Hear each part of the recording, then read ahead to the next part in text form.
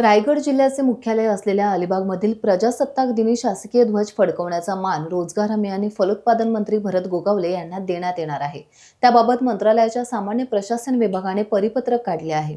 रायगडचे पालकमंत्रीपद अद्यापही रिक्त असताना अलिबागमधील प्रजासत्ताक दिनाच्या कार्यक्रमात ध्वज कोण फडकवणार यावरून शिंदे शिवसेना आणि राष्ट्रवादी काँग्रेस अजित पवार गट यांमध्ये गेल्या काही दिवसांपासून रस्सीखेच सुरू होती. गतवर्षी प्रजासत्ताक दिन आणि स्वातंत्र्य दिनी राष्ट्रवादीच्या मंत्री अदिती तटकरे यांना हा मान देण्यात आला होता. त्यावेळी मंत्री भरत गोगावले यांनी नाराजी व्यक्त करत वरिष्ठांचा निर्णय मान्य असल्याचं सांगितलं होतं. मात्र यावर्षी मंत्रालयाने थेट परिपत्रक काढत भरत गोगावले यांचे नाव जाहीर केले आहे.